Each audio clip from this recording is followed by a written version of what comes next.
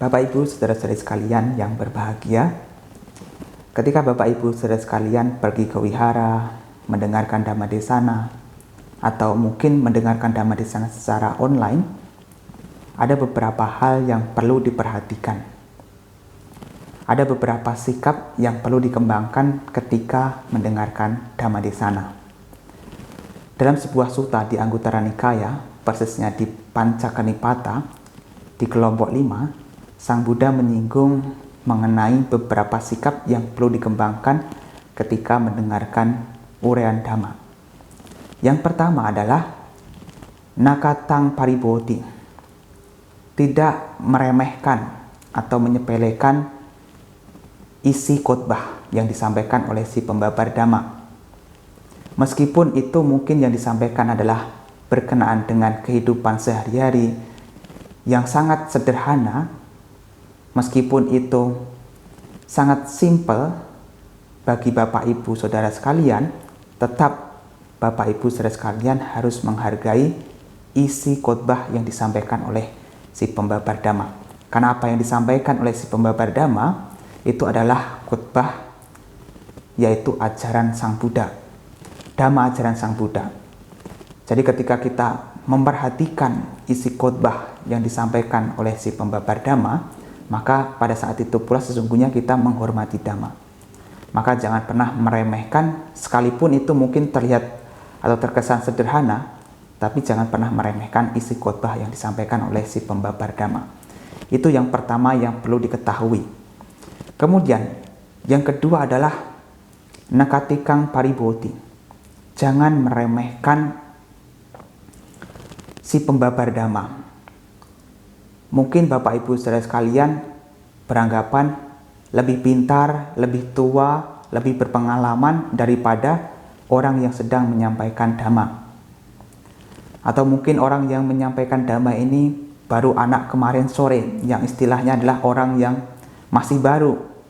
Atau mungkin masih samanera, masih biku muda, atau dengan embel-embel yang lainnya. Tapi jangan pernah meremehkan si pembabar Dhamma. Karena biar bagaimanapun si pembabar Dhamma ini adalah sedang menyampaikan Dhamma ajaran Sang Buddha. Dan kegiatan menyampaikan Dhamma atau membabarkan Dhamma adalah kegiatan pemberian dana yang tertinggi. Karena dikatakan dari segala bentuk pemberian, dari segala bentuk dana, pemberian Dhamma adalah pemberian yang tertinggi.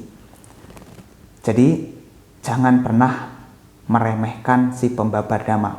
Mungkin si pembabar Dhamma tidak berpengetahuan luas seperti Bapak Ibu, tetapi biar bagaimanapun itu tetap harus dihargai.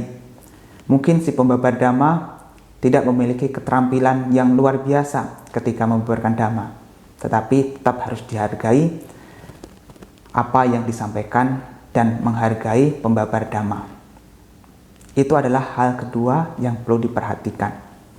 Kemudian hal yang ketiga adalah naatanang pariboti, tidak merasa rendah diri. Karena mungkin sebagian umat Buddha juga merasa rendah diri ketika mendengarkan Dhamma, merasa masih baru, masih awam, masih baru mengenal ajaran Buddha. Jadi merasa sulit untuk mendengarkan uraian-uraian Dhamma yang disampaikan oleh si pengkhotbah. Barangkali apa yang disampaikan si pengkhotbah ini tidak familiar dan mungkin sulit dimengerti karena masih pemula. Tetapi biar bagaimanapun itu, tetap dengarkan dengan seksama, dengan penuh perhatian. Karena yang namanya sulit itu adalah karena kurang terbiasa. Jadi sesuatu itu disebut sebagai sulit karena kurang terbiasa. Kalau Bapak Ibu sudah sering mendengarkan, maka lama-kelamaan akan menjadi terbiasa. Maka ketika apa yang disampaikan oleh si pembabar itu mungkin tidak mudah untuk dipahami, jangan merasa rendah diri, jangan menghukum diri, wah saya ini tidak layak untuk mendengarkan Dhamma. Atau beranggapan bahwa Dhamma ajaran Sang Buddha ini terlalu tinggi bagi saya, sehingga saya tidak layak untuk mendengarkan Dhamma ini. Jangan berpikir seperti itu. Itu adalah poin yang ketiga yang perlu diperhatikan. Kemudian poin yang keempat adalah awikitecito dhammang sunati. Mendengarkan Dhamma dengan batin yang tidak bingung, atau dengan kata lain, mendengarkan Dhamma dengan tenang. Di sini ketika Bapak Ibu saudara sekalian mendengarkan Dhamma Desana yang disampaikan oleh si pengkhotbah, usahakan dengarkan dengan penuh perhatian, dengan batin yang tenang. Jadi ketika mendengarkan Dhamma, jangan sambil melakukan aktivitas yang lain, jangan berpikir yang lain sehingga tidak konsentrasi. Masalah-masalah kehidupan yang sedang dihadapi berusaha untuk disingkirkan sejenak, jangan dipikirkan terlebih dahulu. Bersikaplah tenang ketika mendengarkan Dhamma. Jangan main sendiri sehingga nanti malah tidak bisa memperoleh manfaat, tidak bisa mendapatkan inti atau pesan yang disampaikan oleh si pembabar Dhamma. Jadi dengarkanlah dengan seksama, dengan batin yang tenang. Kemudian poin yang kelima adalah ekagacito yonisoca manasikaroti.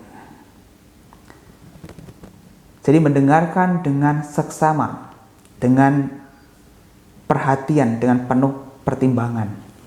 Jadi di sini ketika Bapak Ibu saudara sekalian mendengarkan Dhamma Desana, perhatikanlah dengan seksama, dengan pertimbangan, dengan kebijaksanaan.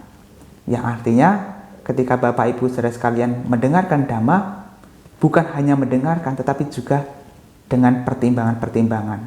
Oh iya ya, gitu. Ini memang sesuai dengan kenyataan. Jadi ditimbang-timbang lagi, tidak hanya sekadar mendengar, tetapi juga merenungkan, mempertimbangkan sehingga muncul kebijaksanaan. Jadi inilah 5 hal yang perlu diperhatikan ketika mendengarkan Dhamma Desana. Kalau Bapak Ibu saudara sekalian bisa menerapkan 5 hal ini, maka manfaat-manfaat dari mendengarkan Dhamma Desana akan dapat diperoleh. Dan Bapak Ibu saudara sekalian bisa menerima pesan atau isi khotbah yang disampaikan oleh si pengkhotbah Dhamma atau pembabar Dhamma. Dan juga ini adalah salah satu bentuk sikap menghormati Dhamma, menghormati siapapun yang membabarkan Dhamma. Ya, demikianlah 5 hal yang perlu diperhatikan ketika mendengarkan Dhamma Desana. Semoga uraian ini bermanfaat dan bisa diterapkan ketika mendengarkan Dhamma.